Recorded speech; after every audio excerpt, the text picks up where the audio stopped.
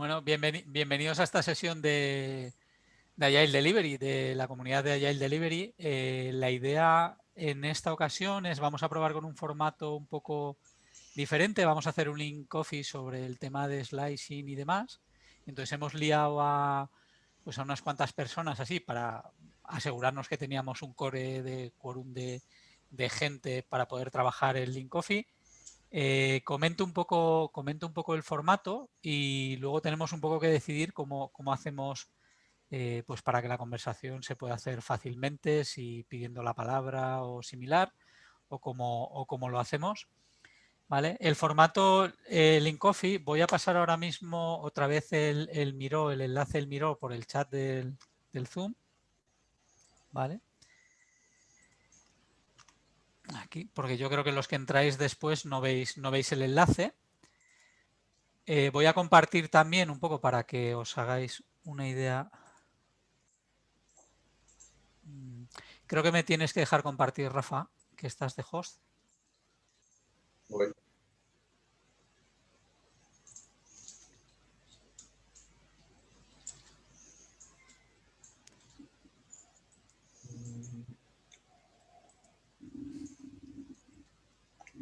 No me sale opción, pero bueno, te voy a hacer anfitrión. Vale. Pero si eres anfitrión tienes que empezar a aceptar a todo el mundo que te vaya saliendo, eso sí. Ostras. Te aviso. O comparte. A ver, pero tampoco me deja compartir, no sé qué. Comparto yo el Miro si quieres. Venga, comparte tú y lo explicamos un poco.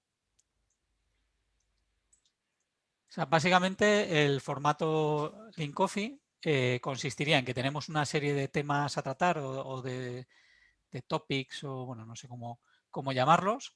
Seleccionamos o los ordenamos por orden de prioridad y simplemente los tratamos cogiendo cada uno, lo pasamos a discutir, le damos un tiempo y si la conversación que estamos teniendo sobre ese topic nos interesa a todos, pues lo que hacemos es ampliamos un tiempo adicional para ese topic y así se pueden tratar varios topics durante toda la sesión. Creo que ya puedes compartir, mira a ver. Ah, vale, a ver. Vale, pues sí que puedo compartir.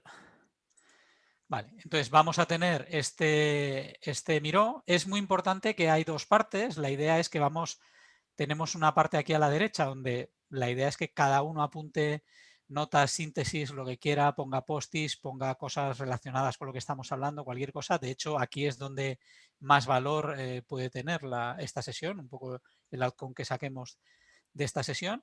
Y aquí sería el panel de las cosas que vamos a hablar. El tema sería el slicing, entendido de forma genérica, como hacemos slicing, el desarrollo de un producto, ¿vale? Y hemos puesto una serie de post-its y la idea es que durante ahora dejemos unos minutos para que se puedan poner algunos más, los ordenaremos y empezaremos a tratar cada uno de ellos.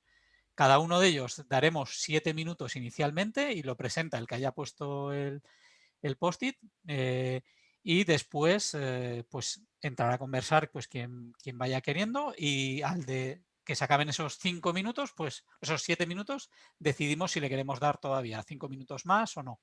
El cómo le decidimos si vamos a dar más o menos, pues va a ser pues voto romano, ¿no? O sea, sí que quiero más tiempo, me da igual o nada, este tema ya está un poco agotado. ¿Vale? Entonces nos tenéis que ayudar también un poco por si no queda muy claro a veces, sobre todo para que podamos tratar varios temas y similares. Y el tipo de topics al final, pues pueden ser preguntas, simplemente algo sobre lo que nos gustaría hablar o pedir que alguien pues que conociese pues nos dijese, o sea, pero no tiene que tener un formato ni tiene que saberse explicar. Sabemos aquí que hay un poco de todo, ¿no? Parámetros y dimensiones para hacer slicing, cuándo debemos hacer slicing, quiénes son responsables, pues bueno, un poco como lo queramos hacer, ¿vale? No sé si queréis... Marta y Elisa, si las podéis desmutear, que comentan en el chat que se ha muteado. Sí, yo ya estoy. Ya lo he ido haciendo. Una cosa, no os muteéis, ¿vale? Porque no sé muy bien si hay manera luego de que seáis autónomas. en volver a desmutear. Vale, entonces, bueno, como la idea ha sido, la idea incluso de la comunidad de Agile Delivery es un poco generar pues conversación desde todos los perfiles o toda la gente encargada en hacer productos digitales y en hacer productos de software, pues hemos intentado buscar pues una serie de gente para empezar el Lean Coffee y que tengamos una masa crítica pues un poco diversa. Entonces, si queréis, no sé, Isidro, pues lo que habíamos, ¿no? Pues, Pues nada, yo me llamo Isidro y básicamente trabajo como desarrollador de producto, yo diría, vale. Pues intentando tener visión global. Marta, por ejemplo. Pues yo soy Marta y soy Product Manager en una fintech que se llama Secura. Vale, David. Uy, no se te oye. Sí, perdona. Soy David, soy Principal Engineer en Creditas, estoy en Valencia y no sé qué más. Vale. Elisa. Sí, yo soy Product Designer y trabajo en Jeff. Vale, Fede. Product Manager en Nexthink. Muy bien, José. Desarrollador de producto, como Vale. Isidro en Botexo. Rafa. Bueno, yo soy Rafa, soy CTO en WOM. Vale. Y bueno, yo mismo, Eduardo, soy Engineering Manager ahora mismo. Es un poco el grupillo que nos habíamos juntado un poco al principio. Creo, no sé si estaba en esa. Y acaba de llegar. Dani. Acaba de llegar. Sí, yo he Bueno, intentado Dani conectar hace un también. rato. Sí, estoy por aquí. Ah, Y nada, que he intentado conectar antes, pero me dejaba en espera. Digo, pues ya cuando No me te dé el ok. preocupes. Nada, tranquilos. Pillado. Bueno, pues yo soy Dani y bueno, trabajo en el equipo de producto de Sigma Rail, una empresa que se dedica a temas de visión artificial, y luego también hago temas de consultoría puntuales para equipos y demás. O sea que para temas de delivery, precisamente. Vale, y tendremos a Vanessa. Le acabo de mandar request para activar el audio. Hola, ¿me escuchan? Sí. Llega aquí sin anestesia. Buenas tardes allí. Estoy intentando hacer el switch de mi última reunión. ¿Estáis presentándoos? Sí, bueno, un poco los que habíamos quedado un poco para esto, pero vamos. Bueno, sí, Hombre, y un pues poco lo que haces así. Pues nada, soy Vanessa Tejada, estoy en Chile, como ya muchos sabréis. Estoy trabajando, llevando todo lo que es la página web que vende lo que puede de viajes a día de hoy en todo lo que es Latinoamérica y demás. Y bueno, gestionando un equipo con product managers, intentando mejorar cada día y bueno, prácticas, cultura y negocio. A ver cómo combinamos todo eso y que salga bien. Vale. Pues bueno, yo creo que ya lo que es hacer una presentación global de todos ya sería igual demasiado bestia porque acabaríamos bastante tarde. Voy a volver a poner el link del Miro en el chat, ¿vale? Por si los que hayáis entrado más tarde. Y ahora la idea sería que durante unos 2 minutos o bueno, vamos a dejar 5 minutos para que se pongan más post-its, ¿vale? Por si queremos meter alguna idea adicional en la parte de para discutir, ¿vale? Voy a compartir mi pantalla simplemente para que lo veáis y entonces ir entrando en el Miro y vais en la parte de To Discuss, podéis ir añadiendo topics. Y voy a poner un timer de 5 minutos, hemos dicho. Ok, pues ya está. Si se os ocurre, lo que queráis ir poniendo para que luego tratemos.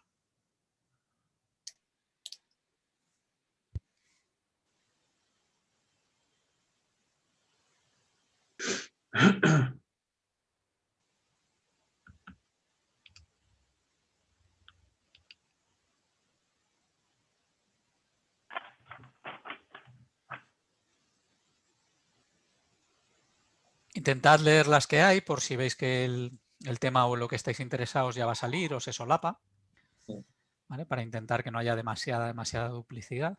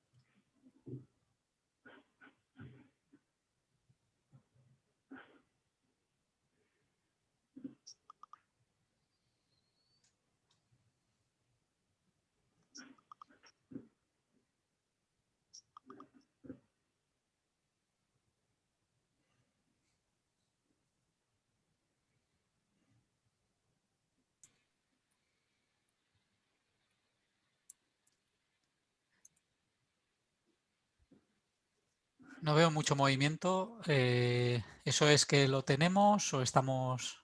Hay todavía gente...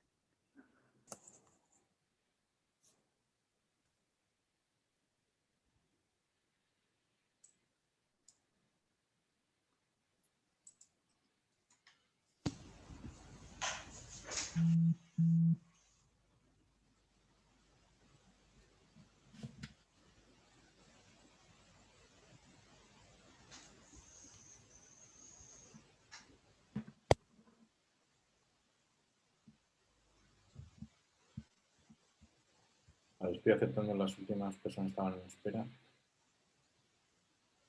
Y perdonad lo que he dicho antes, sí podéis mutearos y desmutearos a partir de ahora. Ya encontré cómo hacerlo, ¿vale? Vale, perfecto.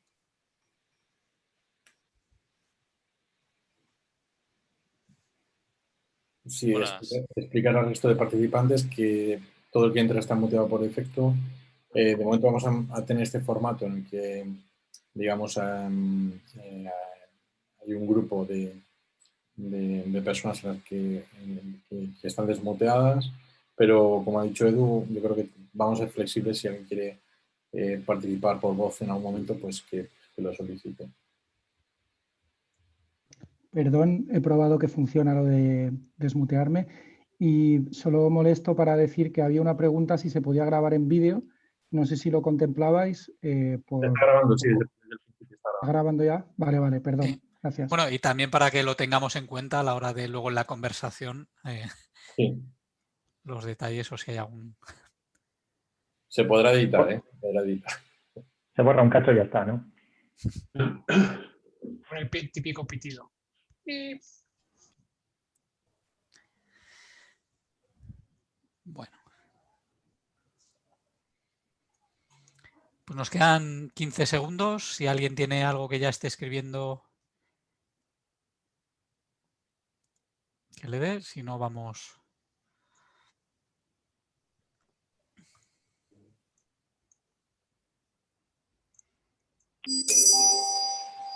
Vale. Vale, pues tenemos todas estas tarjetas. Lo que voy a intentar hacer es, bueno, ver si se pueden organizar.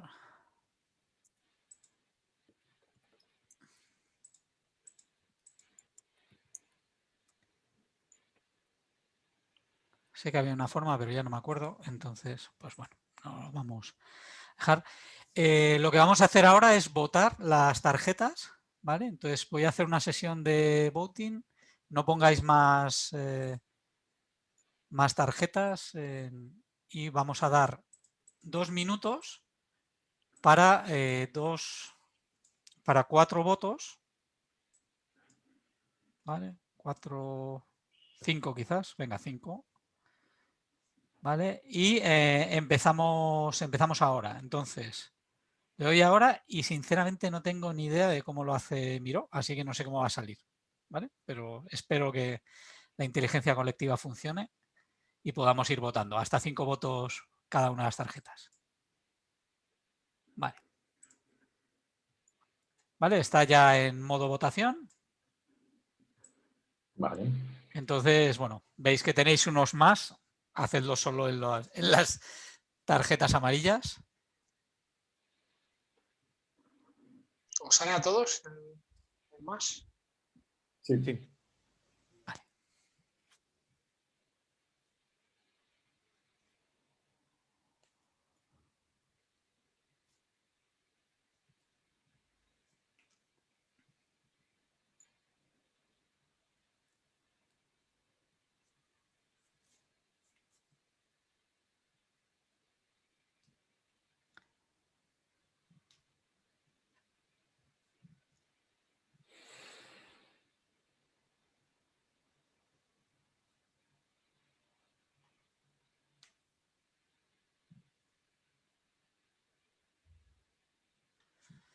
Bueno, queda un minuto.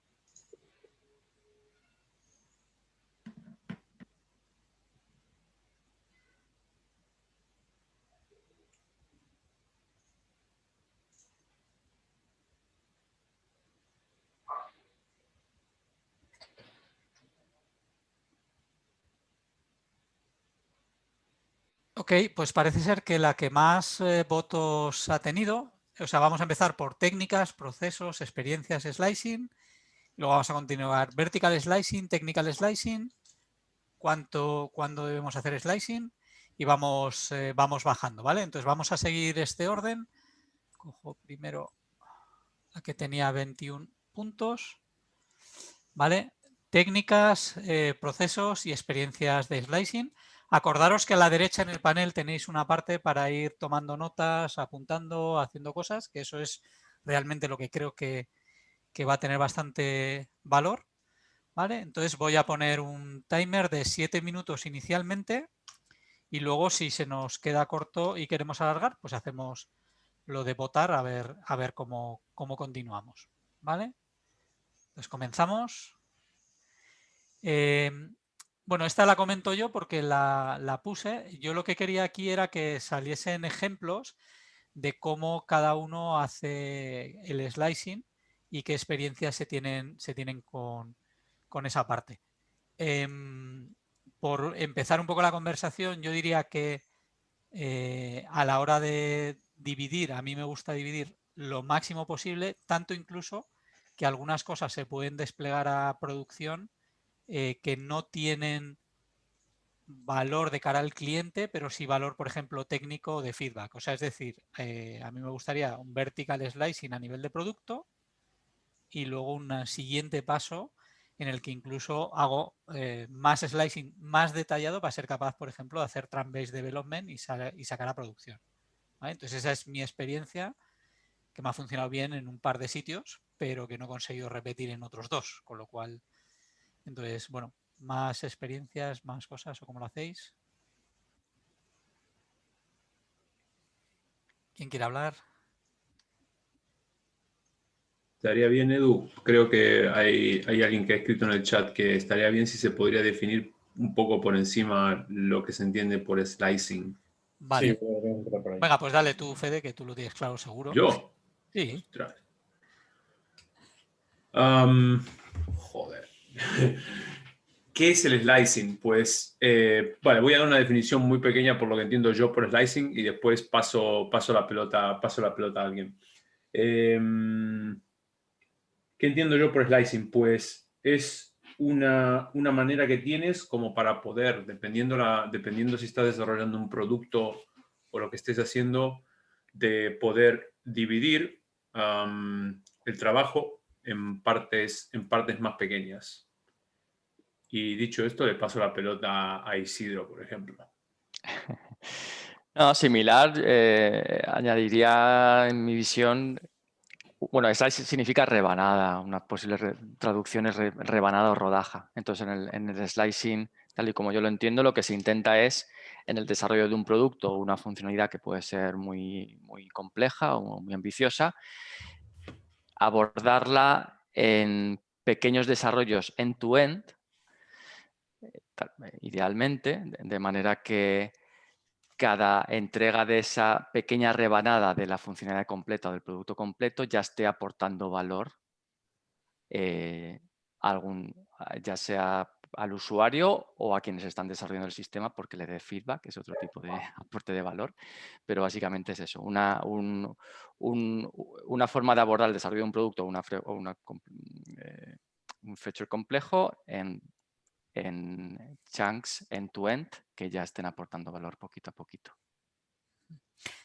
Yo añadiría ahí, por ejemplo, que si separamos el releasing del deployment, o sea, es decir, el releasing sería activar algo para unos clientes, un grupo de clientes o para todos los clientes, con respecto al deployment, que sería la decisión técnica de subir algo a producción, ¿vale? Ese slicing, pues realmente te permite subir en bloques pequeños a producción, no necesariamente te obliga a que ese release sean en la misma frecuencia, ¿vale? Cuando sí que se hace a la vez, pues puede estar asociado, pero podemos conseguir que no lo esté. O sea, podemos conseguir que el abrirle cosas a los clientes sea en un ritmo diferente a como lo estamos subiendo a producción. Con lo cual, para mí el slicing sería ese troceo mínimo para hacer deployments. El troceo máximo que podemos hacer, ¿no? En pequeños trozos. Yo igual solo por aclarar que hablamos ya directamente de vertical slicing, por cómo lo estáis explicando, Sam, porque también estaría la opción horizontal, ¿no? De diseño toda la base de datos o diseño toda la interfaz de usuario y luego hago lo siguiente. Eso es una forma de hacer slicing que es horizontal, que bueno, un poco en contra de un desarrollo de producto iterativo incremental o agile, o llámalo como quieras, pero bueno, solo por aclarar un poco eso.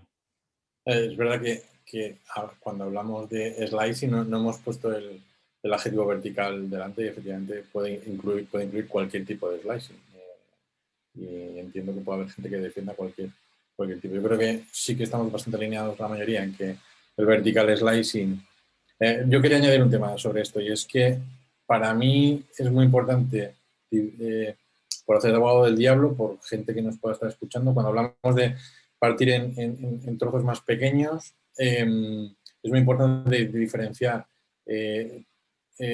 hacer esas slices completamente independientes, el patrón INVEST que se suele decir, de independent, negotiable, valuable, estimable, testable, o bien romper o bien que sean dependientes, ¿no? Si son dependientes ya no estás haciendo slicing, estás haciendo una descomposición de una tarea más grande, ¿no? Entonces, bueno, solo por aportar ese punto. No sé si ahora más o menos el concepto de slicing está un poco más claro para poder pasar a qué técnicas, procesos o qué experiencia tiene cada uno en esa parte. ¿Cómo lo soléis hacer? O sea, Marta, David, Elisa. Vale, si queréis empiezo yo. La realidad es que en mi caso yo no tengo como una técnica definida.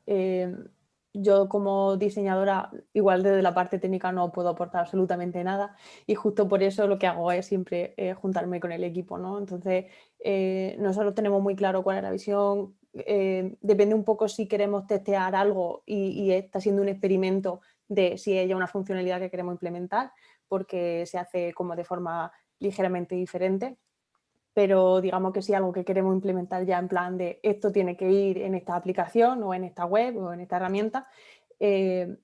Primero nosotros desde el producto llevamos como un roadmap de cuáles deberían de ser los pasos más o menos para llegar a la visión, pero luego nos juntamos con el equipo y es súper importante que estén todos los roles, porque cada rol es experto en una cosa y puede aportar su visión, ¿no? Pero es una discusión como estamos haciendo aquí, o sea, es una reunión de, oye chicos, tenemos que llegar aquí, ¿cómo hacemos esto? ¿Cómo es la mejor forma de hacer esto para llegar lo antes posible y que aporte valor? En nuestro caso sí que intentamos que aporte valor.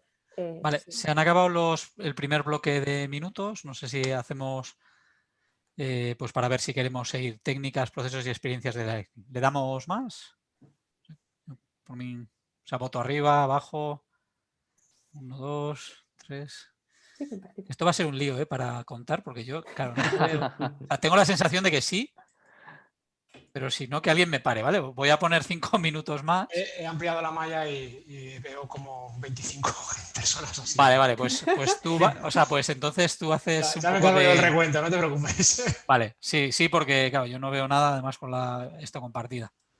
¿Vale? Entonces, bueno, si queréis... Yo ahí sí, si me permites, ya agregamos otro slot. Ahí sí me gustaría preguntarle a Lisa, por ejemplo, cuando, por ejemplo, tenéis una funcionalidad que tenéis que hacer, digamos, que tienes que hacer en combinación, o sea, o que tu trabajo obviamente después impacta en gente que está haciendo, desarrollando funcionalidad por ejemplo, en el backend, y perdóname que empiece a dividir así por roles a lo bestia, pero ahí, por ejemplo, sí trabajas, por ejemplo, con alguien, digamos, técnico como para... poder implementar primero ese end-to-end, de que si yo, por ejemplo, diseño aquí un botón y le doy ese botón, conecte directamente con el backend, o vosotros, o sea, o tú, digamos, trabajas por tu lado haciendo el diseño, la gente de backend por otro lado, y después os juntáis y eso o trabajáis, digamos, de manera más colaborativa, o, bueno, no es colaborativa, pero coordinando ese tipo de tareas, o hacéis de manera independiente. Nosotros intentamos trabajar siempre lo más juntos posible desde el primer momento, nivel. Nosotros compartimos toda la documentación, incluso yo les digo, chicos, entrada, esto que estoy haciendo, echarle un vistazo, oye, mirad lo que me han dicho los usuarios, incluso la mayoría de las veces si vienen conmigo algunos de ellos al hacer las entrevistas con el usuario, porque es bastante importante. Entonces, intentamos siempre estar lo más cerca posible porque, aunque hay veces que yo, por ejemplo, no tengo conocimiento técnico ni a lo mejor un backend, como dice, no tiene un conocimiento súper extenso sobre experiencia de usuario o sobre algunas cosas, eso no quiere decir que no tenga buena idea. Al final trabajamos juntos y de una vez y de otra consigue sacar ideas de la experiencia que tiene en el propio proceso, ¿no? De, oye, ¿recuerdas cuando hicimos no sé qué? Pues a lo mejor lo podemos aprovechar para hacer esto otro y de esa forma, en vez de poner el botón así, lo podemos poner de esta otra forma y nos ayuda muchísimo en esta primera parte. Joder, súper guay, a tope con eso. Si aporta valor, aporta valor. Si aporta valor y no se va de la visión, obvio, ¿no? Pero intentamos hacerlo siempre lo más junto posible. No sé si te he contestado la pregunta. Sí, era básicamente para saber si realmente tú lo hacías y lo dejabas ahí y después otra persona, digamos, que tenía que hacer más, digamos, la parte de la lógica del negocio, lo recogía después o era más, digamos, más interactivo, pasaba, digamos, no digo al mismo momento, pero prácticamente juntos, por decirlo de alguna manera. No, de hecho la lógica del negocio, o sea, la hacemos en conjunto en general. Mi rol, por ejemplo, no va tanto de cómo se ve, sino de cómo funciona también y por qué y cómo eso aporta valor a la empresa y al usuario. Entonces se hace todo en conjunto. Relacionado con eso, bueno, sigue, luego... Iba a decir que relacionado con eso, y porque hablamos de experiencias, hay dos cosas, una cosa que nos ha funcionado y otra cosa que no, por ejemplo, en mi equipo, que es, lo que no nos funciona casi nunca es cuando alguien construye algo y los demás tienen que deconstruir eso para después volver a construirlo de una forma guay, ¿no? Es decir, por ejemplo, pues antes lo que nos pasaba era que alguien de producto nos traía como un user story mapping muy grande y nosotros teníamos, o sea, los demás teníamos que deconstruir eso para realmente poder construirlo y ver de qué forma podíamos encaminar eso, como desarrollarlo de forma muy vertical, ¿no? Entonces, si alguien nos lo trae construido y después tenemos que deconstruirlo, nos ha salido fatal, fatal, fatal. Pero, sin embargo, si esa visión la construimos juntos, cuando la construimos juntos, después encontrar las formas, la forma vertical de desarrollar eso, ¿no? Porque tiene que ver con lo que tú decías, creo que Eduardo, antes, de que el deployment y el releasing no es exactamente lo mismo. Entonces, si es una feature muy grande que va para un cliente que se tiene que hacer un release mucho más tarde, obviamente necesitas una visión global al principio hacia dónde ir. Y eso lo tienes que, si eso se construye entre todos, a nosotros nos ha resultado más fácil para entre todos encontrar esa verticalidad que si alguien la trae hecha, después de construir eso es muy complicado. Sí. Además, el equipo, si tú lo incluyes desde el principio, el equipo se siente parte del proyecto como debería ser lo normal, ¿no? Entonces, también hay mucho más compromiso de que todo funcione y ellos son parte de que, no, vale, pues tengo que buscar la forma de que esto sea, vamos a aportar soluciones. No es tanto un, oye, desarróllame esto, ¿sabes? Al final, si trabajamos en equipo, trabajamos en equipo. Veo por aquí que hay mensajes de chat. Voy a hacer un poco... Creo que José Manuel Veas quiere hablar. Votamos que se acaba el tiempo. Cuenta por ahí tú, José. Venga, Bueno, dale. mientras José está contando, yo aprovecho el tiempo. Lo que a nosotros nos funciona muy bien siempre es para un proyecto o para una funcionalidad muy difícil que vamos a dedicar mucho esfuerzo, es hacer una inception y justo a continuación o como parte de la inception hacer un user story mapping. Entonces el user story mapping básicamente es hacer el slicing todos juntos. No sé, José, si has contado más o menos los... Sí, seguimos adelante. No he dicho nada porque seguimos. Vale. Ponle un poquito más. Mientras voy leyendo algo del chat, para que no los tengamos aquí desangelados. Verónica comentaba a todos, Verónica Pazos, que la otra opción de usar en dirección de... Bueno, lo tenéis aquí en el chat, lo leo para que quede grabado. cuando lo que vamos a hacer no es meter funcionalidad, sino cambiar la que ya hay. Aquí se pueden, en 2 pasos, refactorizar el código para aislar la funcionalidad que quieres cambiar, y el segundo, implementar el slide y cambiar la dependencia para ir probando, y si no, feature toggle. Y aquí otra cosa muy interesante, que preguntan a ver si Marta nos puede contar cómo ha aplicado el hamburger method. Perdón por la pronunciación de method. Marta. Yo es que llevo un rato pensando y me cuesta encontrar un buen ejemplo que diga, buah, pues esto lo hicimos con slicing y fuimos muy poco a poco y fíjate hasta dónde llegamos, porque la realidad es que el slicing viene súper bien porque generalmente piensas en la feature muy guay, como a ti te gustaría, ¿no? Y empiezas a calcular cuánto te va a llevar y dices, ¡fua! Entonces el slicing viene súper bien para pensar qué podemos hacer que aporte lo mismo, pero más pequeño, nos lleve menos tiempo, ya empiece a aportar a usuarios o a una parte de los usuarios o a los que más pain tienen o lo que sea.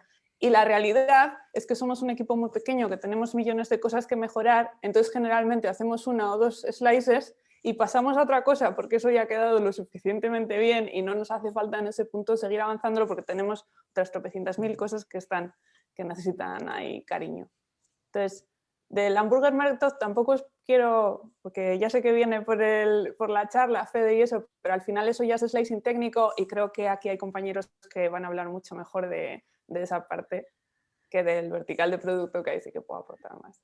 Yo con lo que estabas comentando, Marta, o sea, mi experiencia al final es que cuando te acostumbras o lo haces casi de forma seguida, o sea, cuando es tu forma de trabajar, yo casi diría que yo me leo una especificación, o no una especificación, ¿vale? Pero yo qué sé, el típico documento de algo porque va a haber algo compliance, lo que sea. Intento ver el 5% que parece que eso nos lo comemos casi seguro y lo otro, o sea, que casi me esfuerzo a intentalmente solo ver el 20% y luego ya incluso decidir si vamos a seguir con eso. O sea, no, o sea, intentar ni ver. O sea, es como intentar buscar siempre el documento o de la conversación o de lo que has sacado o del feedback o de lo que sea, el 20% importante y luego volver a pensarlo otra vez. O sea, es decir, luego volver a pensar porque realmente en el momento que ya se ha aportado cierto valor, otras cosas han cambiado de prioridad. Entonces, sí que es verdad que en el arranque de algo, ¿no? En esos primeros momentos, una funcionalidad grandes y tal, pues lo que estabais comentando, o lo que decía José Manuel Veas, por ejemplo, pues me parece muy bien para ese arranque, ¿no? Después una Inception lo tienes al principio, pero cuando ya luego estás con un producto en marcha en la que vas haciendo incrementos muy pequeños y tal, yo casi para mí es tener el skill técnico de hacerlo por defecto, siempre partiendo así y siempre asumiendo que voy a hacer los siguientes 2 pasos y lo más probable es que los otros ojalá no los tenga que dar, ¿vale? Porque seguramente, venga. Y a nivel de técnicas y procesos, o sea, para mí casi es súper importante su valor como gestión de riesgo y para permitirte otra serie de temas técnicos, el de cómo gestionar, pues eso, digamos, el volumen de riesgo que asumes con cada uno, independientemente de que luego sea porque vas abriendo poco a poco a un cliente o que sea que vas aceptando o mejorando la performance poco a poco o que sea que vas, yo qué sé, metiendo nuevas librerías y validando dependencias poco a poco. O sea, al final, pues igual es un tema más personal mío de ser un tío un poco con problemas de ansiedad que lo único que está es intentando sobrevivir al siguiente pequeño paso, pero porque no me fío ni de mí mismo ni de los demás. Entonces la forma más, o sea, no en el mal sentido, pero la forma buena es pues dar pasos de muy poco riesgo. ¿Cómo lo haces? Pues hombre, si el producto ya se parte de forma vertical, genial, o sea, porque eso es el primer paso. Y para eso, pues lo que se estaba comentando antes, pero luego también, además, adicionalmente. Y concretamente el de hamburger, no entiendo yo necesariamente que sea técnico. Es que yo no lo diferencio tanto, no hago esa diferencia tan fuerte entre la parte técnica y tal. Seguramente igual también por el tipo de cosas que suelo desarrollar, ¿no?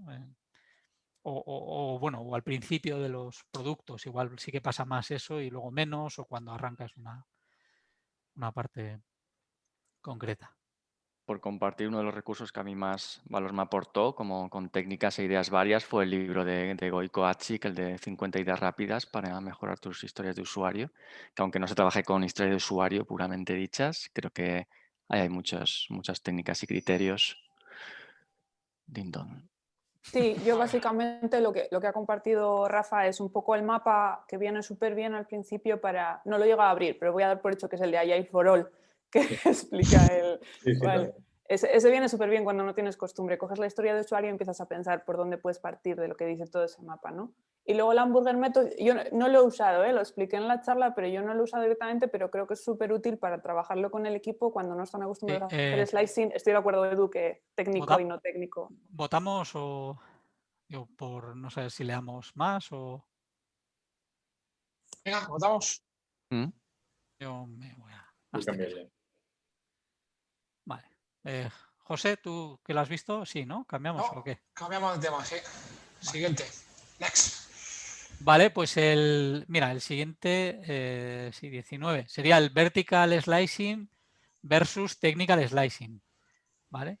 También lo puse yo y es porque me sorprende que se habla de vertical slicing en producto y mucha gente de desarrollo no tiene ni puñetera idea cuando debería estar súper involucrada. Y luego de technical slicing no se suele hablar demasiado o peor, se habla desde un punto de vista horizontal, lo cual para mí es un error bastante bestia. Entonces quería un poco saber las opiniones, porque para mí ves slicing técnico o que el equipo esté entonces slicing todo el rato involucrado, habilita una forma de trabajar que para mí es el desarrollo. Pero ahora Edu, te toca explicar un poco qué entiendes tú por slicing técnico.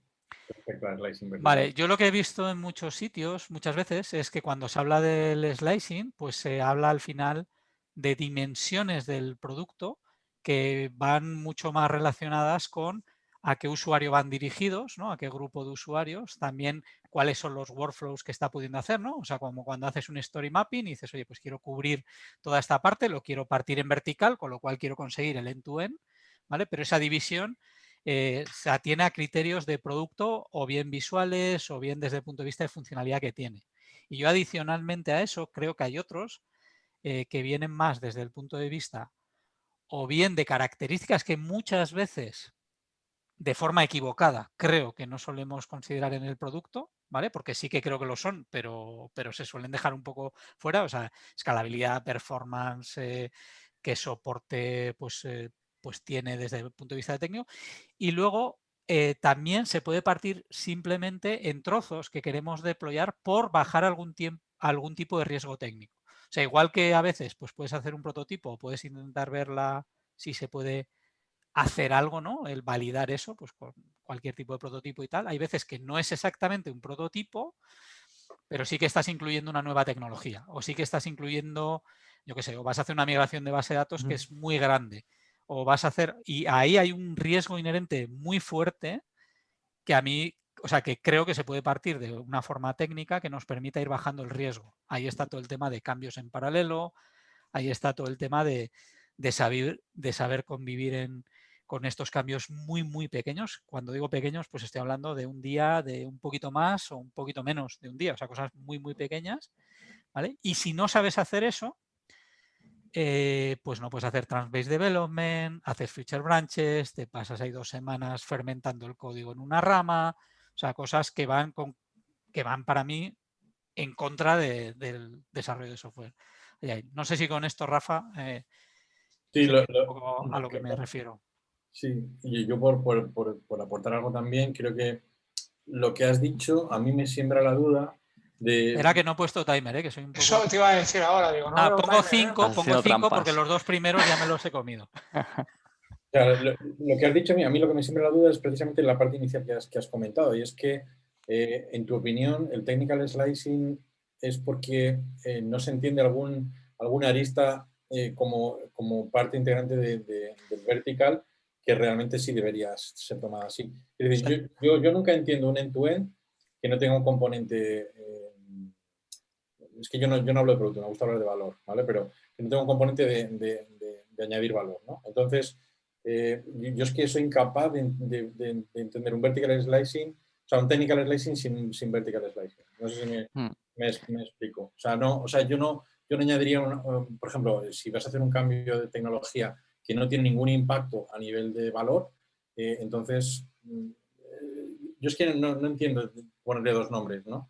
Pues yo creo que sí tiene sentido. En plan, O sea, por supuesto yo lo prefiero todo unido porque si no, no está haciendo nada por el producto, por el usuario, digamos, pero si estás quitando riesgo a la parte técnica gracias a ponerlo en producción, aunque sea con un feature toggle, estás igualmente quitando riesgo, va a ser positivo en una manera global.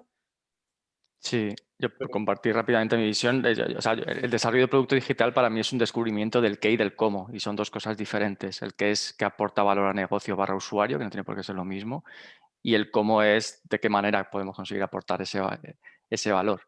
Y en esos feedbacks rápidos en los que queremos aprender y mejorar y descubrir el qué y el cómo, ese desacople de deployment y release que se ha comentado es donde yo creo que encaja bastante.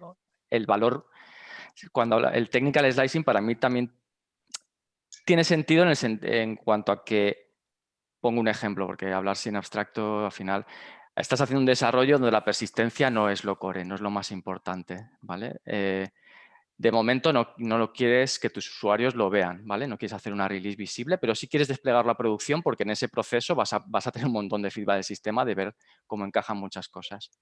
Pues puedes empezar por que esa persistencia sea en memoria y después puedes dar un pasito más que sea en fichero y después puedes dar un pasito más que sea una base de datos X que no importa demasiado y un poco ese slicing técnico de esa persistencia que no es crítico te va permitiendo ir desplegando en producción para ir recibiendo feedback del sistema de cara a...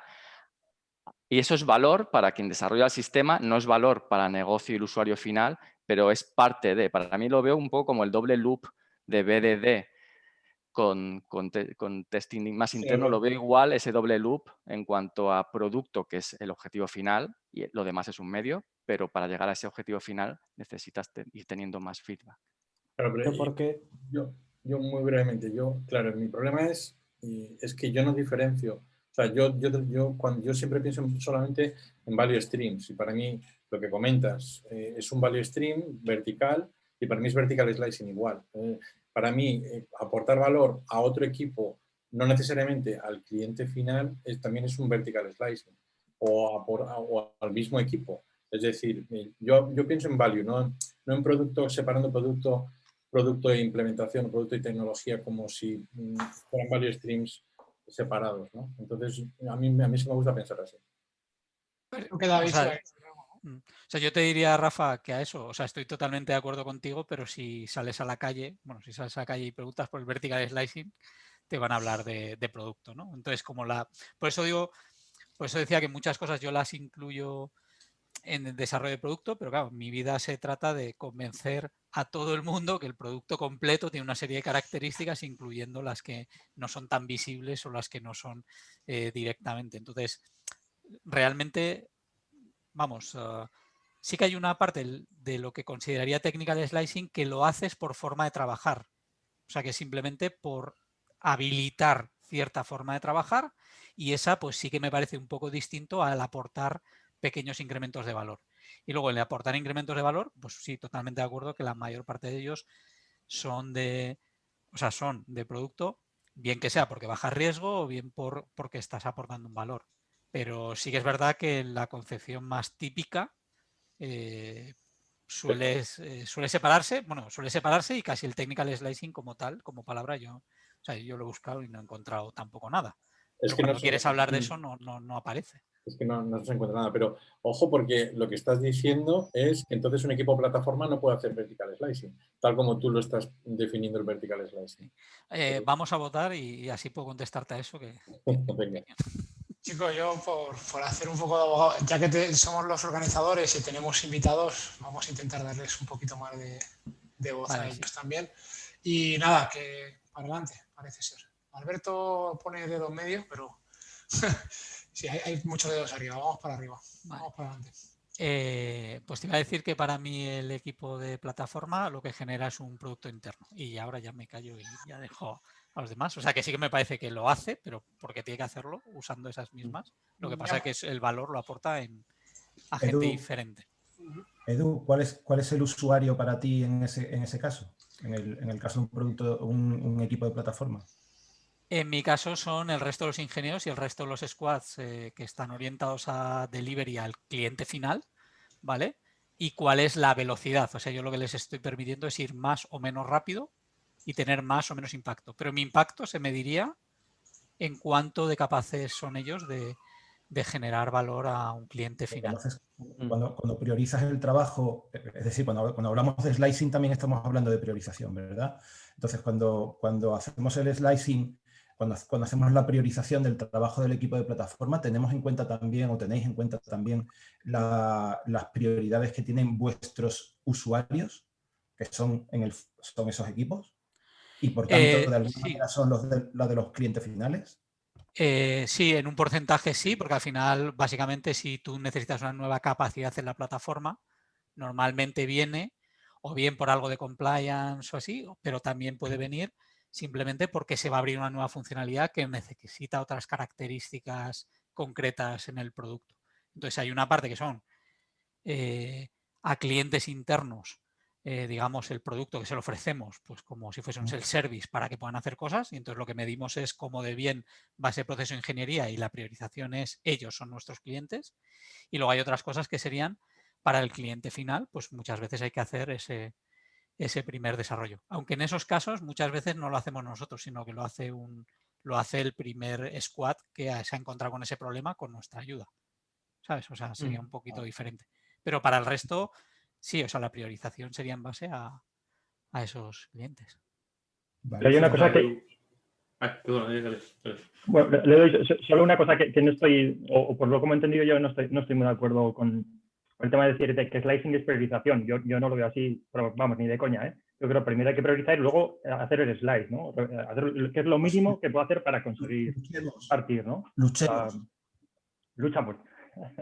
No, solo un poco eso, ¿no? Es decir, que creo que son cosas distintas y que pueden ocurrir momentos distintos. Pueden que pasen a la vez, pero yo personalmente prefiero primero priorizar y luego hacer el esfuerzo de partir a lo mínimo, ¿no? Que es lo mínimo que necesito para entregar valor, conseguir el outcome que pretenda conseguir, ¿no?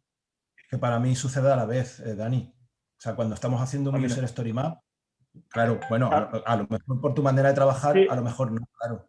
Es que para mí un story map me parece demasiado por echar gorda todavía. O sea, para decir que eso, o sea, que difícil, o sea, igual es que como los hago yo, los user story map, pero que normalmente me salen como cosas muy gordas, son posiblemente épicas, son cosas que aún no está muy claro. O sea, para mí, que una vez ya lo hablamos el tema de este user story map, tú y yo, de que tenemos, o sea, que igual lo ejecutamos de manera distinta, pero para mí es eso, sigue siendo igual un poco grande o sea, porque normalmente sé que lo puedo partir en más pequeño, ¿no? De lo que saco un user story map es que mientras lo hago, estoy pensando que lo puedo partir igual en 2 o 3 historias, pero lo dejo para otro momento.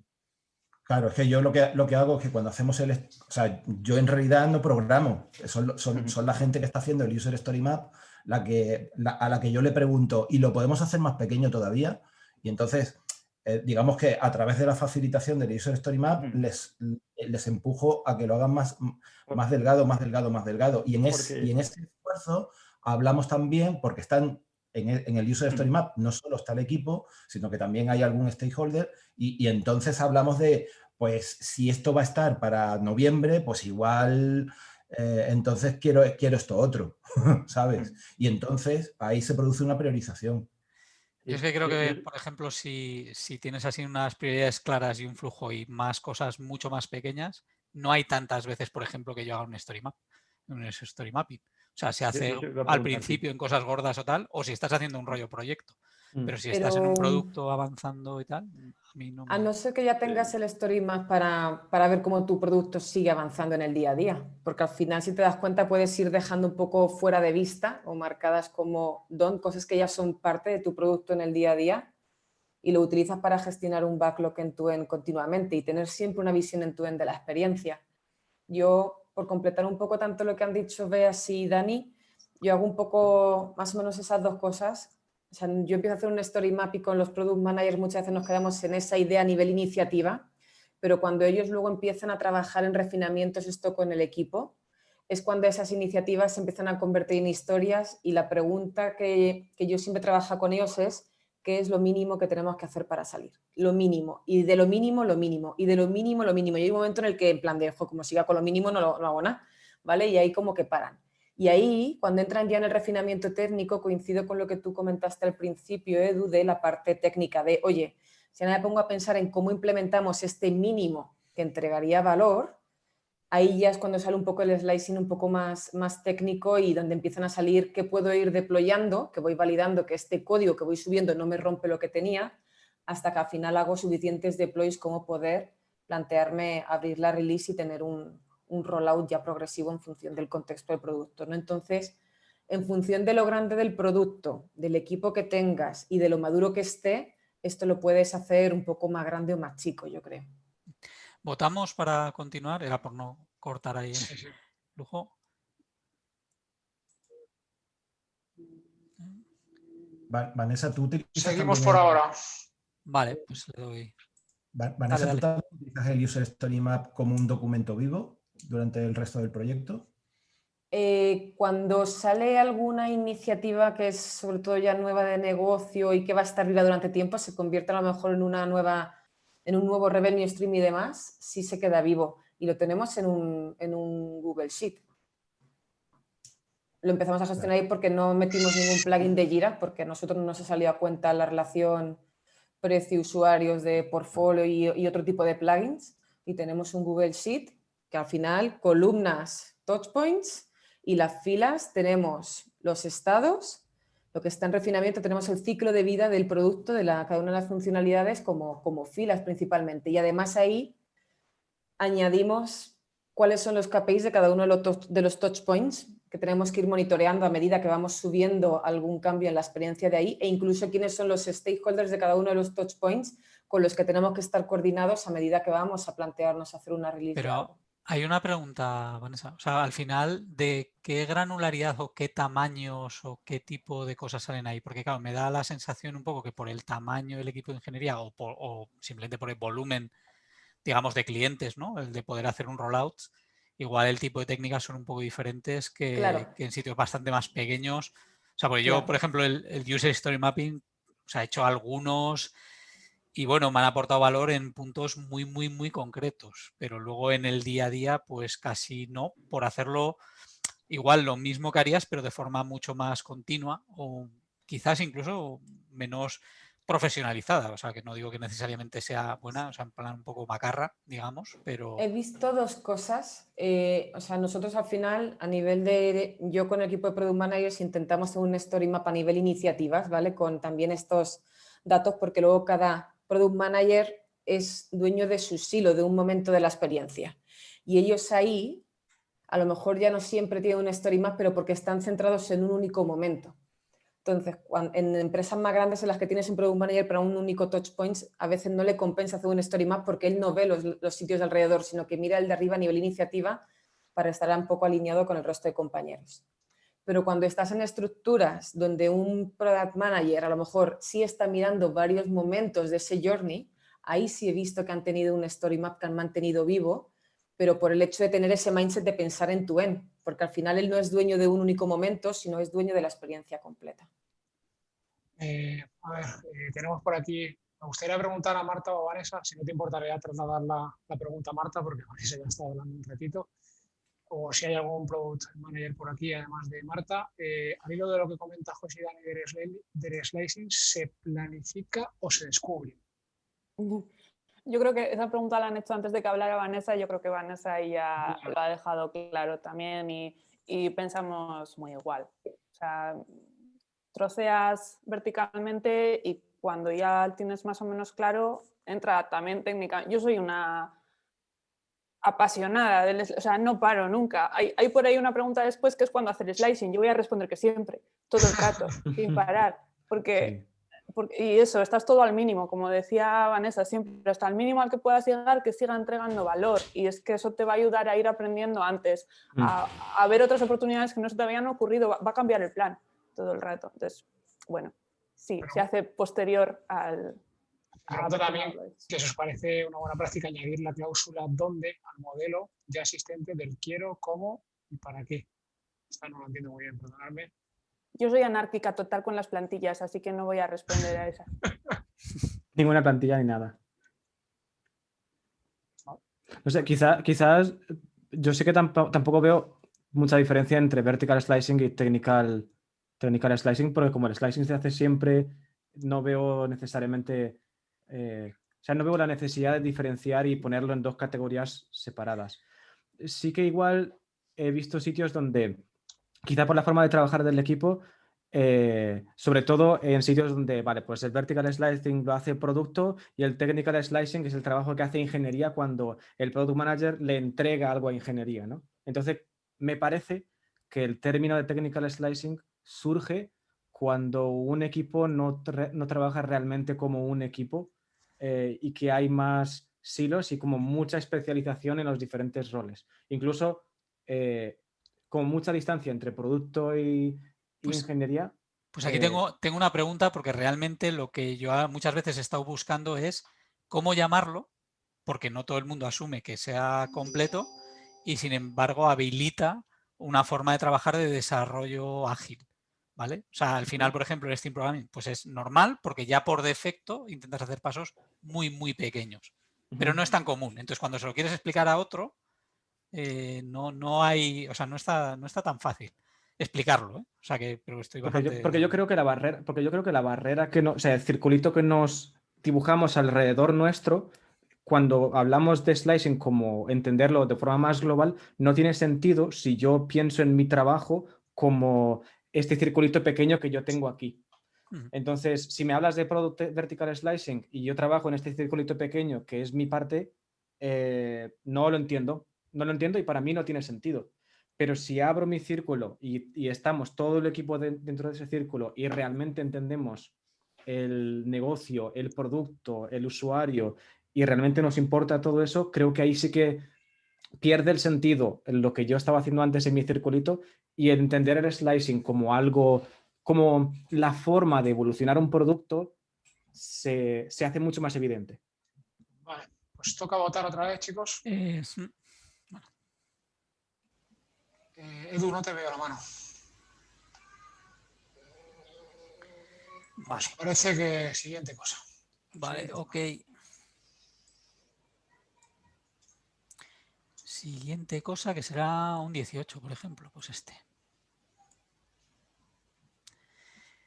Vale, esto va un poco alineado con eso. ¿Cómo enseñar slicing? O sea, ¿qué formas hay de enseñarlo y demás? Tanto me refiero a equipos de producto, entendiendo desarrollo de producto, o sea, el equipo entero, no producto, tech, diseño y tal, que eso tampoco me convence mucho. ¿Cómo enseñaríais? ¿Como alguien que no tiene ese skill o esa sensación o esa, ¿no?, interiorizado ahí como Dani de ir a tope con lo mínimo, como todo está saliendo aquí? ¿Cómo lo explicaríais o cómo conseguiríais transmitirlo? ¿Te refieres a nivel de workshop o a nivel de... Me refiero, sí, o sea, un equipo... De mentalidad, ¿no? Claro, un equipo no lo hace, o sea, no lo hace por defecto, no tiende a hacer pasos pequeños, ¿vale? Y, bueno, creo que en este caso los ingenieros somos de lo peorcito que pueda haber en ese sentido, normalmente. O sea, la tendencia es a construir y si un puente es más grande, pues, joder, pues claramente es mejor. O sea, eso está clarísimo. Entonces, ¿cómo transmitimos eso? ¿Cómo transmitimos trocear? En todos los sentidos. Yo solo conozco el Elephant Carpaccio, pero vamos, con un canto en los dientes y me decís cosas. Yo creo que hay veces que también pecamos un poco de buscar como que haya una herramienta para todo y algunas veces con la lógica es suficiente, ¿no? ¿Por qué digo esto? Porque si nos sentamos y vemos los números de qué hemos impactado, cuánto tiempo llevamos haciendo esto, qué valor hemos aportado y si hemos movido métrica, creo que es razón suficiente para darte cuenta de, vale, llevamos 3 meses trabajando en esto y hemos movido un 2% la métrica. ¿Tiene sentido? Pues genial. Y empezar a plantearte preguntas. ¿Cómo conseguimos que todo el equipo se centre en la métrica, se centre en ese output? O sea, ¿qué dinámicas o qué forma tenemos de transmitir eso? Que se den cuenta de que lo importante es esa métrica y que no la estamos moviendo y encima bloques enormes con un gasto. O sea, al final, ¿cómo conseguimos eso? O sea, yo tengo claro que si alguien ya está con esa mentalidad, lo otro va a caer por su propio peso, porque dice, estamos haciendo el idiota, básicamente. Lo que nosotros, o en mi experiencia, lo que yo intento hacer siempre o lo que he hecho ha sido, voy a sonar muy repetitiva, pero si involucra al equipo en todo, el equipo se hace partícipe. Y en este punto sería, si vamos a desarrollar, por ejemplo, juntos, cuáles son los KPI, qué son la métrica que queremos mover y qué es lo que queremos conseguir, todos estaremos al día de cuál es la métrica y de cómo va la métrica. Entonces, si tú le das la métrica al equipo y el equipo se siente por completo responsable de esa métrica, todos estaremos viendo, hostia, esto va mal, ¿sabes? Y entonces, aunque alguien del equipo quiera levantar la mano y decir, oye, chicos, ¿qué tal? Hemos revisado esto, en general debería ser como una responsabilidad compartida, ¿no? Sí, o sea, estoy de acuerdo, pero creo que es difícil. Sí, a mí lo que me ha funcionado es justamente liderar con el ejemplo. Me explico. Si tienes un caso de uso que es extremadamente grande, porque es una funcionalidad grande, por ejemplo, hoy hay que desarrollar un calendario, me lo invento, lo que intento mostrar es que quizás ese caso de uso, cuando lo empiezas a pintar en el end-to-end, hay muchísimas incertidumbres y siempre vas a tener una versión 1.0. Dejadme que lo llame de esta manera, una versión ultra pequeña. Y justamente lo que hago es intentar llegar desde esa definición grande a ir diciendo, oye, pero no, esto quizás se pueda hacer más pequeño. ¿Por qué? Porque no estamos atacando este segmento de usuario, estamos atacando este otro. Y dentro de este segmento de usuario quizás hay otra cosa. Entonces, automáticamente la gente que está contigo se va, o sea, no automáticamente, pero se van dando cuenta de que lo que estás haciendo es intentar hacer eso lo mínimo indispensable. Es decir, ¿cuál es el delta o cuál es ese trozo que tengo que poner en manos de los clientes como para que me empiece a aportar un poco más de valor de lo que ya me aportaba antes? Y después eso automáticamente, cuando empiezas a ver cómo esa solución empieza a coger forma, hacer las preguntas adecuadas como para decir, oye, pero esto que está aquí, ¿está atacando el caso grande o está atacando la versión 1.0 que es la que necesitamos como para poder salir? Y a mí eso la verdad que me ha dado un resultado relativamente bueno, porque por lo menos haces que la gente se empiece a hacer preguntas y decir, oye, esto no es demasiado grande. Y ya con que se empiecen a hacer esas preguntas ya empieza a sumar como para no tener la mega release o el arco de iglesia a la hora de entregarlo. Estoy de acuerdo con vosotros, pero al final la gente necesita también saber cómo hacerlo. Entonces, o les damos pistas de cómo hacerlo, y no sé si fue Rafa el que ha compartido lo de cómo hacer las historias de usuario y dónde mirar para poder hacer, pero hay cosas que también funcionan muy bien, que son metáforas, como por ejemplo la de la Mona Lisa, que la he puesto en el panel que tenemos a la derecha, he puesto la imagen, ¿no? De cómo, cuando se habla de hacer iterativo incremental, en realidad lo que estamos hablando siempre es de cómo hacerlo de a pocos, ¿no? Y sobre algo que hacemos, sobre eso construimos, y sobre eso construimos otra vez más. Y ser muy pesado hablando de esta historia hace al final que la gente encuentre el mecanismo de cómo planificar y de cómo recortar. Apretarles mucho también.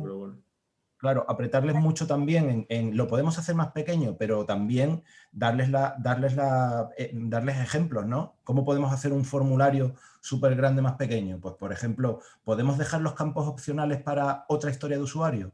¿Lo hacemos después? Y, ¿sabes? Pistas de ese tipo para ayudarles a entender qué cosas, qué estrategias pueden utilizar para hacer el slice. Hay una cosa... Intervengo. Hay una cosa que yo acabo de empezar a probar y parece que sí que cae en el equipo, que es a todos los desarrolladores a todo el mundo nos gusta ver progreso del to-do al doing al done, ¿no? Entonces, una cosa que sí que se veía en el equipo es que han dicho, ves que estamos haciendo historias de usuario o tareas que siempre son muy grandes y se quedan ahí paradas. O sea, ese es un momento fantástico para concienciar de que eso, si lo hubieras hecho más pequeño, quizás se habría movido más rápido y de ahí ya pasas al invest y de ahí ya pasas a decir, ¿qué pasa? ¿Por qué? O sea, y ahí ya están también las retrospectivas y decir al equipo, no pasa nada, o sea, vamos a hacerlo como podamos ahora mismo, pero tengamos el foco también en las retrospectivas de hablar sobre si la tarea ha sido muy grande, muy pequeña, si la hemos podido mover o no. Entonces, ese puede ser también un punto de entrada muy guay para empezar a hablar de slicing. Luego ya están las técnicas, quién participa y todo ese tipo de cosas. Vale, han pasado los 7 minutos, aunque se nos ha pasado poner el timer, pero lo he controlado, ¿vale? Entonces, harías bueno, sin ti? de hecho, ha pasado un poquito más, pero bueno. Votamos otra vez, ¿vale? En un momento que amplíe esto, que no puedo tenerlo tan ampliado. A ver. Tenemos mayoría para seguir con este tema. Y pone timer ahora, por favor. Ahora sí que pongo, sí. Así estamos todos al tanto. Vale, yo quería comentar algo en la misma línea que acaba de hablar Mercedes. O sea, yo creo que yo soy muy pragmático, ¿no? Entonces, a mí algo que me funciona muy bien es realmente llevar al equipo a tener que tomar decisiones, ¿no? Y eso lo haces en muchos casos, por ejemplo, reduciendo el tamaño de las iteraciones, los scopes. Yo he llegado al punto en que cuanto más cómodo me siento es en iteraciones muy, muy cortas, ¿no?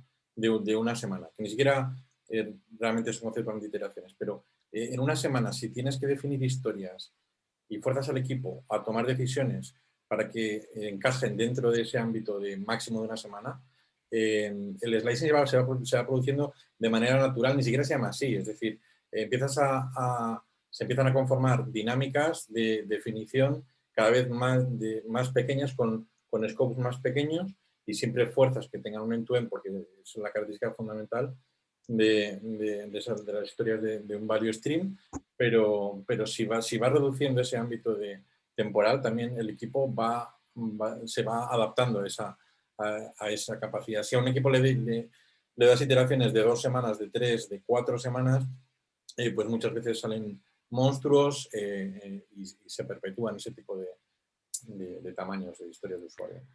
Estoy de acuerdo con Rafael, porque el equipo o los equipos en los que he estado, cuando más han aprendido sobre realmente lo vertical, ha sido cuando hemos hecho algo parecido a un design sprint, con un tiempo muy reducido y cuando teníamos que sacar algo muy, muy rápido, ¿no? Entonces, mismo que eso haya sido un ejercicio o haya sido algo real, después sí que he visto cambios en la actitud de las personas a la hora de coger algo, una visión más grande, intentar iterarla.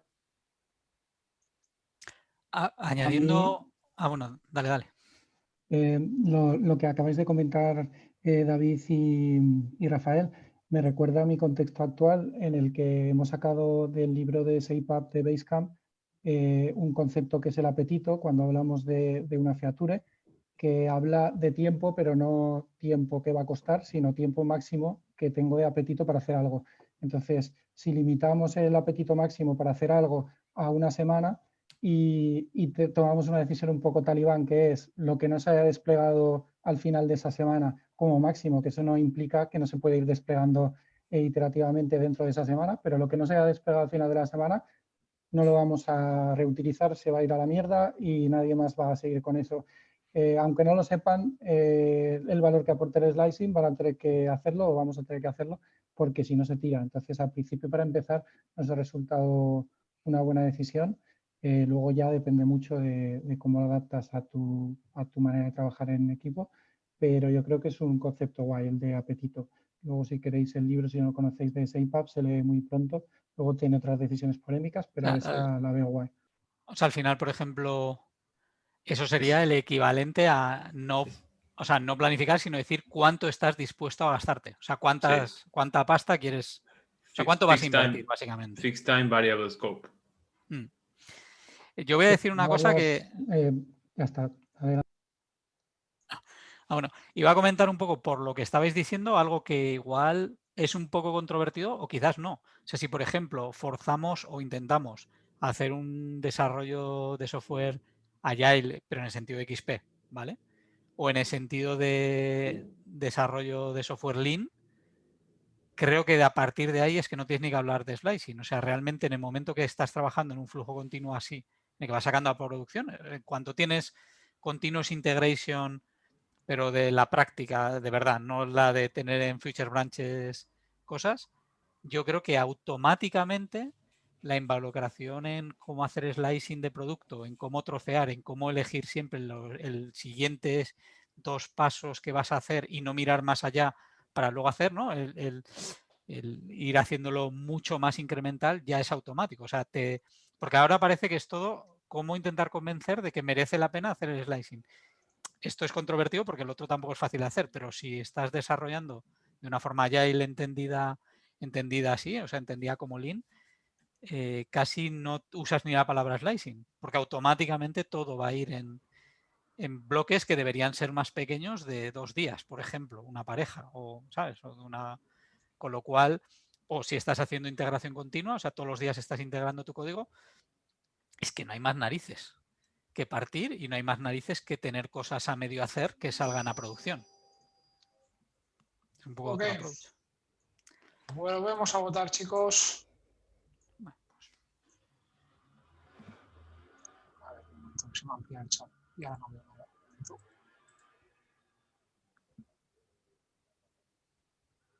Pues siguiente tema. Vale. Pues había otro de 18, yo creo. A ver. Sí, este. Ah, pero alguien antes ya... ¿Cuándo debemos hacer slicing? Que alguien ya lo estaba comentando antes. Sí, ha salido un poco, ¿no? A colación. Marta. No, eso ya he respondido, pero creo que está muy al hilo de lo que justo estaba diciendo ahora Edu. Cuando lo haces todo lean y por defecto estás buscando hacer lo menos posible, no es que es la ventaja, ¿no? Hacer lo menos posible para cuanto antes tener resultados y saber qué es lo siguiente que vas a querer hacer, porque seguramente tires a la basura lo que pretendías hacer y encuentres que era otra cosa, ¿no? Yo pienso eso, pero seguramente haya casos en los que esa no sea la respuesta. No sé si os ocurre alguna. Yo es que coincido contigo, Marta, en el que creo que es una pregunta que a la hora de planificar o refinar es de las primeras que nos tendremos que hacer. Es decir, si tenemos el go para apostar por algo, el qué es lo mínimo que tendríamos que hacer para salir y capturar feedback, aprendizajes y quién sabe si funciona generar ingresos antes de tiempo, creo que para mí es una de las primeras preguntas que te sale de forma natural y ver si realmente el equipo te dice, mira, merece la pena dividir o no es necesario, así está bien. O sea, para mí es parte de abrir la conversación.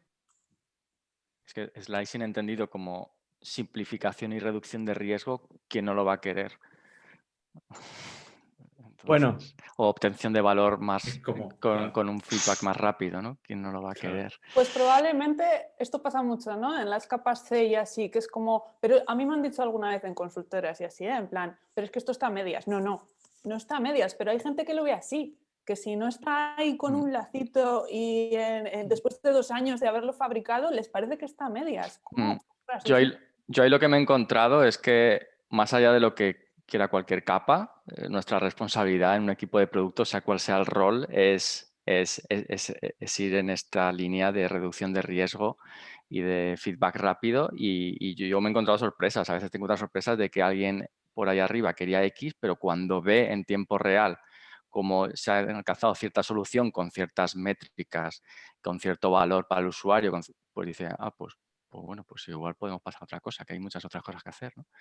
Bueno, nosotros en nuestra empresa le llaman las rebajas, al slicing. Así... Yo creo que también un problema de encariñarse, ¿no? Como un poco lo que decía Stanete, una de las cosas guay del design thinking es eso, es como no te encariñes con el producto final que salga la semana, porque lo más probable es que lo tengas que tirar o que incluso no llegue a ningún lado algunas veces, o a lo mejor tienes que tirar la mitad porque no funciona como te esperaba o lo que sea. Entonces, como si yo te digo, oye, igual esto lo tienes que tirar, ya de repente encuentras la forma de que te cueste menos trabajo o que sea más pequeño, o sea, que no te encariñes como si fuese tu bebé, rollo, si yo me pego 3 semanas haciendo un mockup, claro, yo quiero que sea lo más bonito posible, igual que un ingeniero quiere que su código sea lo más maravilloso posible, pero es que no estamos hablando de que sea lo más maravilloso, estamos hablando de que sea lo más útil y lo que aporte valor. Entonces... Hay un tema que habéis comentado antes que queda un poco flotando que me interesa muchísimo y es el slicing. ¿Es algo que puede hacer el equipo dentro de su isla feliz o es un mindset que tiene que ser transversal y tiene que formar parte de la cultura de la empresa? Esto me interesa muchísimo, ¿no? Porque lo que es el alineamiento de todas las capas de la empresa, entendiendo, porque muchas veces se da, y esto, como habéis comentado, es muy común, que hay una capa que suele ser los stakeholders, no nos engañemos, que no entiende muy bien el desarrollo progresivo de funcionalidad ni el approach lean. Muchas veces que todos estamos aquí y tenemos bastante bien, tenemos bastante interiorizado, ¿no? Entonces, ¿hasta qué punto se puede hacer un slicing con éxito a nivel de empresa si no hay una cultura alineada en todas esas capas?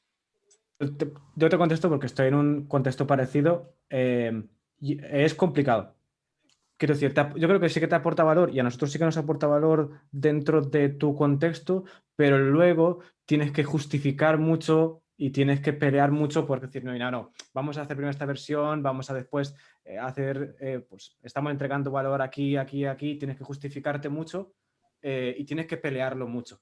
Y yo creo que si no hay o sea, es base a lo que he vivido. Si la empresa no tiene, o todo el mundo no tiene esa visión de ir muy vertical, muy poco a poco, hacerlo en el equipo te aporta beneficios en tu día a día, pero la verdad es que tendrás que pelearlo mucho. Y yo creo que cuanto más lejos estés del día a día, ¿no?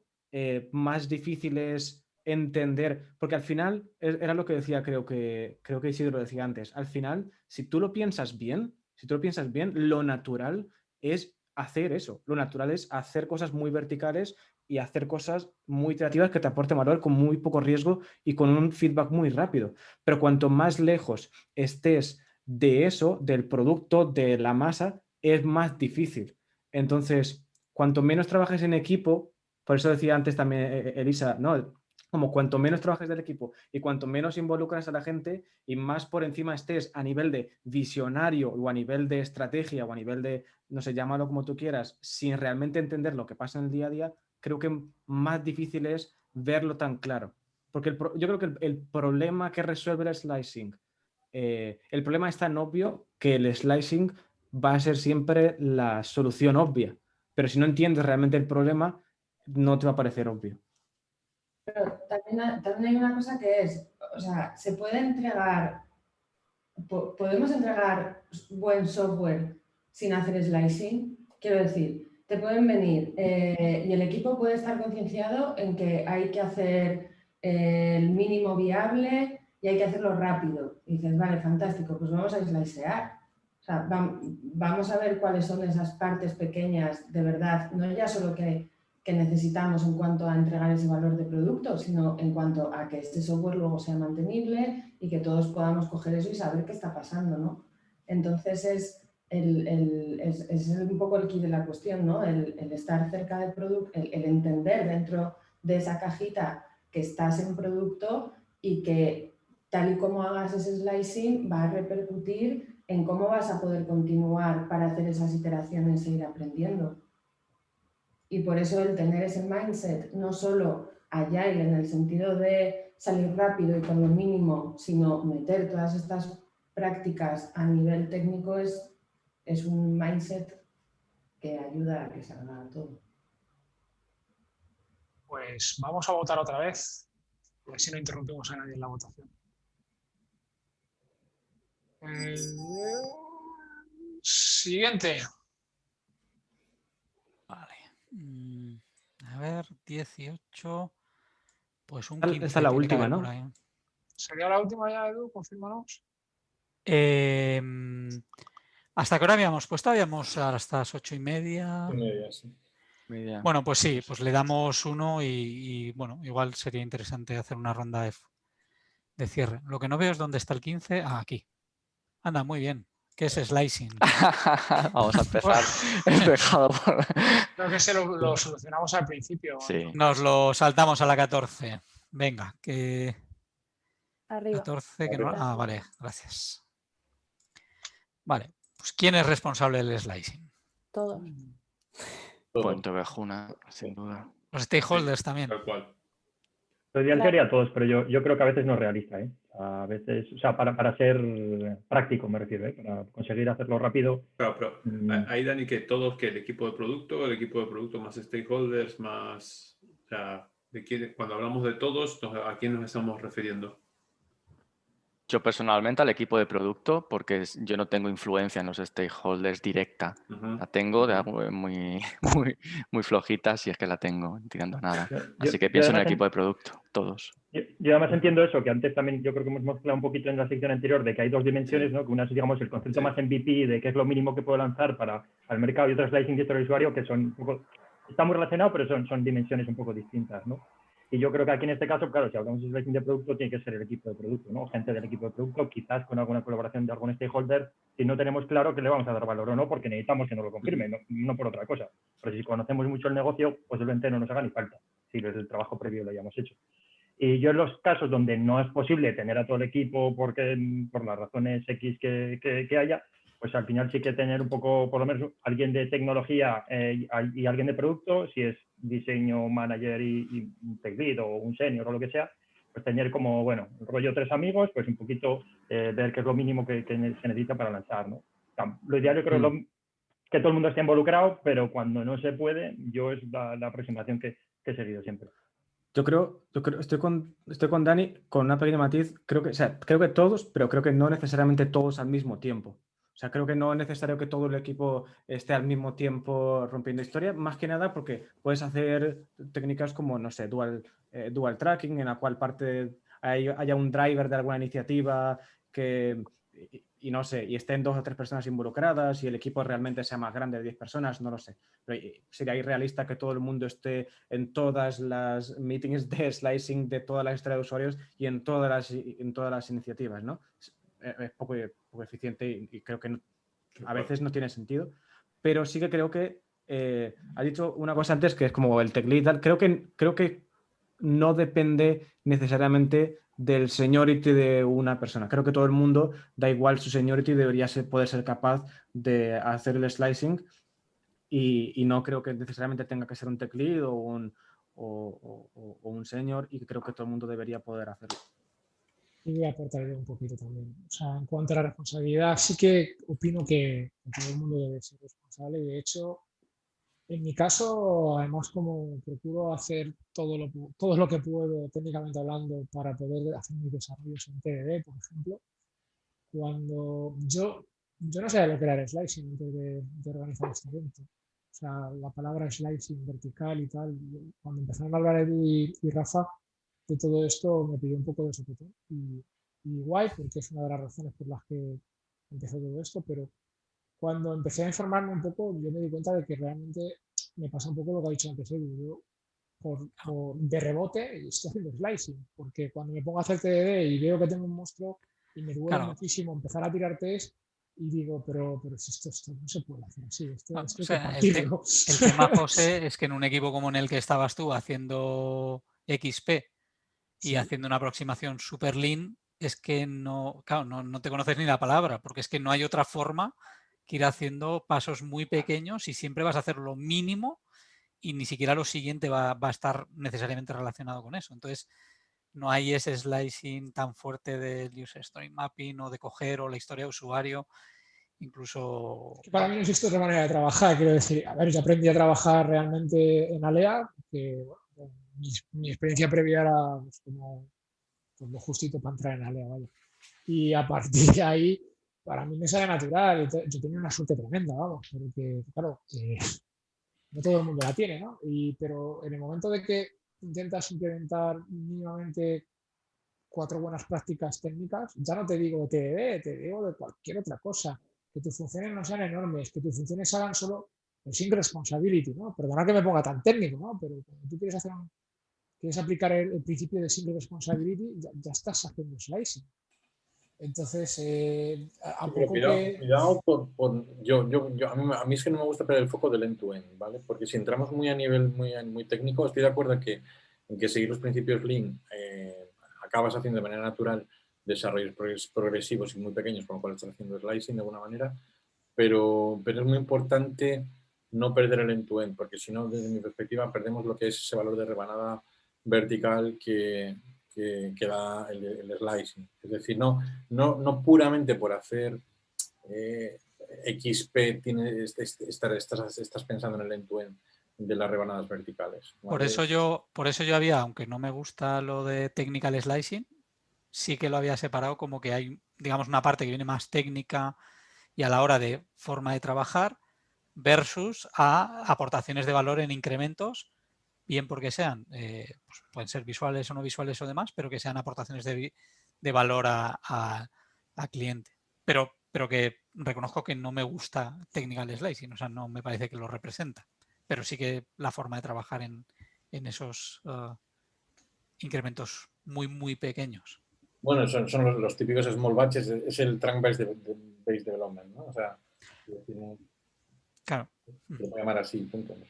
Yo creo que lo importante en cuanto a quién es responsable es, en el contexto de equipo de producto, cuando decíamos todos, o yo por lo menos digo todos, quiero decir cualquier rol, todos los roles, no necesariamente solo el product manager o product owner, sino que creo que todos deberían sentir ese ownership y colaborar en ello. De hecho, mi experiencia, aunque es abrir un melón, es que normalmente los equipos aportan más al slicing incluso de producto la gente que no es el product manager, porque aún falta mucha conciencia de qué es realmente lo más sencillo y lo más simple con lo que se puede aportar valor. Entonces yo creo que es responsabilidad de todos, aunque no todos estemos en todas las sesiones, de aportar en este slicing. Y por eso lo que comentaba antes David, yo creo, de que te venga ya el product todo hecho, el user story mapping y después ponte el equipo a tal, pues según a qué nivel llegue, pues no se va a aportar todo el valor posible. Lo ideal es que se haga dentro del equipo. Pero eso sabes por qué es también a veces lo que comentas, porque el product manager le falta la dimensión de estimación técnica y a veces llega, yo lo he visto muchos product managers que no tienen background técnico, no tienen esa capacidad de estimación técnica, llega y claro, no tiene ni idea de que la historia de usuario que ha creado, el tamaño que tiene, o sea, no tiene idea si es muy pequeñita, si es mediana, o sea, puede tener una idea cuando habla con el equipo, pero... Claro, Entonces, pero para eso está, ¿no? Te quiero decir, te juntan para trabajar en equipo por eso mismo, porque la parte técnica sabe lo técnico, la parte de diseño sabe sobre la experiencia y la parte de product owner o product manager, como queréis llamarlo, sabe de su propia parte. Entonces, la sabiduría de los tres es lo que hace la mejor solución. O sea, no se le puede pedir a un product manager sí o sí tener experiencia técnica, por ejemplo, o un background técnico, porque tiene que dividir esto cuando tenemos unas personas en el equipo que son técnicos. Es como, ¿y por qué no opinan ellos directamente? Claro, pero el problema que comento y está muy extendido y es muy común es que hay product managers que no hacen bien ese ejercicio y llegan ya con prehistorias de usuario, vamos a decirlo así, o a veces son historias de usuario ya definidas, que el equipo luego tiene que, de forma natural, en la revisión, digamos, de historia de usuario, pues las estiman y se tienen que romper. Pero esto también es un proceso natural si no se ha tenido en cuenta. O sea, depende del momento en que se integre esa visión técnica en la definición. Lógicamente, si se hace cuanto antes, se haga mejor, pero si se hace a posteriori, pues te obliga a tomar esas decisiones. Pero eso también pasa mucho. Sí, totalmente. Yo un poco en relación con lo que comentaba Elisa, creo que es que incluso a veces está negativo, teniendo product managers muy técnicos porque no deja al equipo hacer lo que tiene que hacer. O sea, el product manager es que no tiene que meterse ahí. O sea, tiene que entender el negocio, tiene que meterse a otras cosas. O sea, que mire la analítica o lo que tenga que mirar, pero no, o sea, no tiene que mirar la arquitectura o el... O sea, no creo que... Te hago un pequeño challenge a eso. No, estoy súper de acuerdo, pero creo que el hecho de que tengas un poco de conocimiento técnico, igual, si no lo tienes también, pero el hecho de que tengas conocimiento técnico, si lo utilizas a tu favor, puedes hacer preguntas súper potentes como para realmente hacer, no digo challengear, pero darle la vuelta otra vez y hacer repensar, digamos, las cosas como para ver si realmente estamos entregando lo mínimo. Sí, pero o sea, yo estoy con Dani. Cuando tienes background técnico te tienes que cortar, porque la tecnología sigue evolucionando, ya no conoces la tecnología de esa empresa en concreto y lo típico que el stakeholder te dice, ¿para cuándo va a estar esto? Y te atreves a darle una fecha, ¿en serio? Sin hablar con el equipo, no. No, claro que no. Yo creo que la clave es la colaboración de verdad continua y en el día a día, más allá de los perfiles. El problema es en el momento en que alguien trabaja por su cuenta y contar el equipo.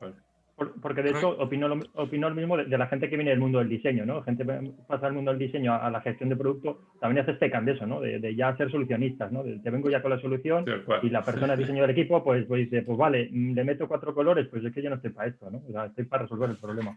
Pues un poco lo mismo, pues... Suele pasar un mogollón, ciertamente, y es como, bueno, vamos a buscar el porqué de las cosas y luego ya vamos viendo cuál es la solución, ni siquiera diseño, sino vamos a juntarnos el equipo y decir, oye, chico, para este problema, para este tal, vamos a aportar soluciones, ¿no? Ni siquiera tiene que venir como de, no ideéis soluciones lo demás, vengo yo, la diseñadora, no tiene ningún sentido, es como cuanto más enriquecedor sea todo, mucho mejor. Pero además con eso que... Sí, dale, perdón. No, iba a decir que aparte del tema de quién es más experto en una cosa u otra, yo creo que hay una parte más psicológica que a alguna gente le afectará más y a otra menos, es si es tu solución, nuestra solución, lo que sea. O sea, creo que una gran capacidad, un superpoder es conseguir que todo el mundo considere suya algo que ha venido de donde haya venido, o sea, en cualquiera de los momentos. Pero, por ejemplo, yo soy muy malo para que consigan convencerme de hacer algo si no, o sea, o se me convence o va a ser prácticamente imposible que lo haga, aunque lo sepa hacer técnicamente. Hay una cosa y es que la mayoría de la gente se piensa que las soluciones suelen salir de gente muy creativa y que la gente creativa nace. Eso no es cierto. Y si te das cuenta, la mayoría de las ideas súper innovadoras vienen de mezclar otras dos ideas. Entonces, ni siquiera es como me despierto y invento el chupachup, sino hay un caramelo, hay un palo, tachán, si lo juntas, chupachup, ¿vale? Entonces, cuanto antes entendamos esto como equipo, mejor, porque es muy importante, porque si tenemos espacios de trabajo totalmente abiertos en lo que se puede colaborar, en lo que se puede opinar y en lo que cualquier idea súper loca es bien recibida, luego podemos combinar esa idea. Entonces no va a ser tu idea o mi idea, a lo mejor es una mezcla de nuestra idea con un ápice de la idea de no sé quién, de Pepito, que esta parte nos gustaba. Entonces tiene que existir esa colaboración, si no va a existir lo que tú dices, ¿no? Esa fricción de, bueno, ¿y por qué tú vienes a decirme que yo tengo que hacer no sé qué? Porque yo opino que... Bueno, pues si tú opinas, vamos a crear el momento exacto para que podamos opinar todos. Bueno, yo creo que más o menos, ¿no? Es buen momento para dejarlo. Sí que estaría bien, no sé si alguien tiene algún comentario sobre el formato que estamos probando, un poquito diferente a lo que estamos haciendo tipo charlas. En el chat nos han dejado un par de comentarios que lo han encontrado enriquecedor. Bueno, no los tengo localizados todos, pero vamos. Bueno, pues son 2 o 3 mensajitos de que está gustando o que ha gustado. Son los que se han tenido que ir antes de finalizar el evento. Genial. Pues vamos a cortar por aquí. Que yo sepa, no ha habido nada así comprometido por si alguien quisiera cortar algo de la grabación, pero seguramente pues la pongamos en unos días por ahí. Y si no vemos nada al contrario y mandad feedback o darnos feedback, pero bueno, yo creo que un poco el objetivo de la comunidad de Agile Delivery era mezclar todos los tipos de roles implicados en el desarrollo del producto. Y entonces me parece que este formato pues puede enriquecerse para otras conversaciones, aparte de la que hemos tenido hoy de slicing, pues irla llevando a otro tipo de conversaciones en eso, que estemos todos involucrados trabajando como equipo. Así que nada, muchísimas gracias a todos por venir. Gracias por organizarlo. Gracias. En el Twitter no sé si todos tenéis Twitter, pero bueno, no sé si podréis acceder a ello. En el Twitter de Agile Delivery, de Agile Delivery ES, pondremos los enlaces que han salido durante el chat, que los he copiado, para poder luego ponerlos, y eso sí, serán los que revisaré. Creo que son todos legales completamente 100%, pero dejaremos el Miro abierto también unos días por si queréis. O sea, yo he ido tomando algunas notas, pero claro, no iba a tomar notas según presentaba con la pantalla y demás, porque sería un poco lío. Entonces, cualquier cosa que veáis que pueda ser interesante y relacionado con esta conversación, pues añadirlo aquí a la parte de notas y síntesis. Nos han pedido que ponga el perfil de Agile Delivery aquí en el chat, lo voy a hacer un momentito. Y por mi parte ya despedirme. Muy bien. Bueno, pues nos vemos entonces. Chao, muchísimas gracias. Gracias a todos. Chao. Chao. Adiós. Es Agile Delivery ES, por si acaso me da tiempo. Gracias. Quería hacer eso, pero no me daba tiempo. Es que no me daba tiempo porque como lo tenía todo tan grande, me va el ordenador un poco lento. En fin. Muy bien. Bueno, chavales, pues yo voy a cenar, básicamente. Un placer a todos, ¿eh? Muchas gracias. Un placer. Vamos hablando. Chao. Hasta luego.